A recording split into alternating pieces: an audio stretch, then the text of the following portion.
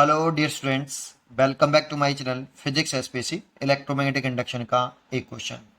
To conducting circular loops A and B are placed in the same plane with their center coinciding as on the figure. The mutual inductance between them is, ठीक है।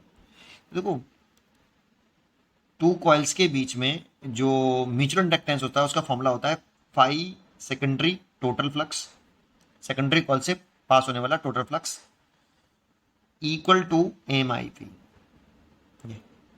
अगर आपको mutual inductance M की value calculate करनी है तो secondary coil से पास होने वाला टोटल फ्लक्स निकाल लीजिए और उसमें प्राइमरी कॉइल में फ्लो करने वाली करंट का डिवाइड कर दीजिए। तो ये आपका म्यूचुअल इंडक्टेंस का फॉर्मूला है।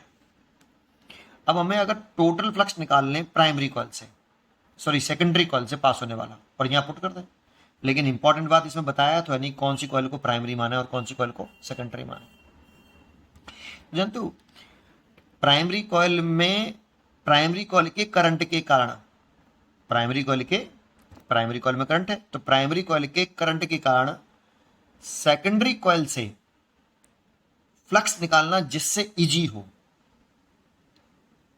सेकेंडरी कॉइल से फ्लक्स निकालना जिससे इजी हो उसे सेकेंडरी मान लो। तो फ्लक्स निकालना किससे आसान होगा सोचो। तो अगर मैं इसको प्राइमरी मान लूं और इसमें करंट फ्लो करा दूं, इस करंट के कारण सेकेंडरी कॉइल से फ्लक्स लिंक करेगा, क्योंकि इस करंट के कारण सेंटर पर मेडिफिल निकल आएगा और सेंटर पे मेडिफिल निकल आएगा। तो इसको सेकेंडरी मान लूं तो सेकेंडरी कॉइल से लिंक करने वाला मेडिफिल हो गया और उससे फ्लक्स निकाल सकते हैं। तो इसको प्राइमरी कॉइल मान लिया जाए, इसको सेकेंडरी कॉइल मान लिया जाए, तो सेकेंडरी कॉइल से फ्लक्स निकालना, उसको सेकेंडरी कॉइल मानो जिससे फ्लक्स निकालना आसान हो। तो इससे आसान होगा बेटा। तो देखो करके देखते हैं तब समझ में आएगा। यहाँ पे मान लेता हूं कि इसमें करंट, इसको मैंने प्राइमरी कॉइल मान लिया, प्राइमरी, उसमें करंट फ्लो करा दिया आई पी, ठीक है। अब इसके कारण सेंटर पर मेडिफिल निकाल सकता हूं मैं, इस करंट कैरिंग कॉइल के कारण सर्कुलर लूप के सेंटर पर मेडिफिल निकाल सकता हूं। तो फॉर्मूला क्या होता है सेंटर का, कोई भी सर्कुलर लूप हो, जैसे यहाँ बता देता हूँ, अगर कोई सर्कुलर लूप है उसमें करंट फ्लो कर रही है आई और उसकी रेडियस हो आपकी आर, सेंटर पे जो मेडिफिल होता है B equal to mu naught upon 4 pi 2 pi I over radius. कुछ स्टूडेंट को ऐसे फॉर्मूला याद होता है, तो 2 पाई से 4 पाई कैंसिल कर दो तो म्यू 0 आई ओवर 2 आर। कुछ स्टूडेंट को ऐसे याद होता है, ठीक है, ये ले लेते हैं। तो इसके कारण सेंटर पे मेडिफिल निकाल लो, प्राइमरी कॉइल के कारण सेंटर पर, तो बीपी कह देता हूं उसे बेटा, मेडिफिल ड्यू टू प्राइमरी कॉइल है इसीलिए करंट उसी में फ्लो कर रहा है बेटा। तो कितना लिख सकता हूँ, mu naught current I P but divide by 2, और प्राइमरी कॉइल मैंने इसको माना, इसकी रेडियस है बी, रेडियस ले लेता हूँ बी, और इसकी डायरेक्शन आ गई ऐसे, मैंने करंट की डायरेक्शन कुछ इस तरह से मानी है, तो करंट की डायरेक्शन ऐसे हो गई, देखो करंट डायरेक्शन में घुमाओ मैग्नीफिल्ड हो गया ऊपर की तरफ। अब देखो ये जो मैग्नीफिल्ड निकाला है ना वो सेंटर पे निकाला है, तो जानते हो इसका क्या मतलब है, यहाँ जो दे रखा है ये बहुत इंपॉर्टेंट लाइन है बेटा। इसका मतलब है कि इस कॉयल जो लूप ए है इसको इतना छोटा मानने हैं कि जो सेंटर पे जो मैग्नेटिक फील्ड है ये वाला, वो इसके यूनिफॉर्मली डिस्ट्रीब्यूट हो जाए पूरे पूरे रेडियस ए में। सर ऐसे कैसे हो जाएगा, ये तो सेंटर पे मैग्नेटिक फील्ड है, ये तो सेंटर पे मैग्नेटिक फील्ड है, तो ये पूरे रेडियस ए में कैसे डिस्ट्रीब्यूट हो जाएगा ये वाला मैग्नेटिक फील्ड। बी को बहुत बड़ा मानो, ए को इतना छोटा मानो कि सेंटर वाला मैग्नेटिक फील्ड हम ये एज्यूम कर पाए कि ये इस पूरे लूप में यूनिफॉर्मली डिस्ट्रीब्यूट है, तभी हम सेकेंडरी कॉइल इसको मान रखा है हमने।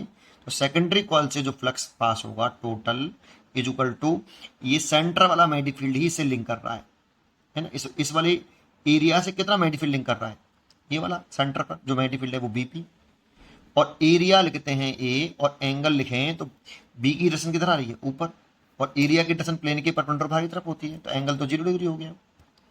यहाँ पर ए कौन सा लेते हैं, यहाँ पर ए लेते हैं area in the loop, area in the loop where magnetic field is present.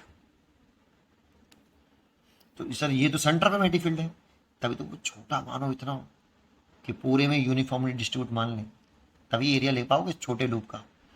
ठीक है, चलिए समझते, इतनी बात समझ में आ गई होगी। ये देखो, ये निकाल लेंगे तो यहाँ रख देंगे, सॉल्व हो जाएगा म्यूचुअल इंडक्टेंस।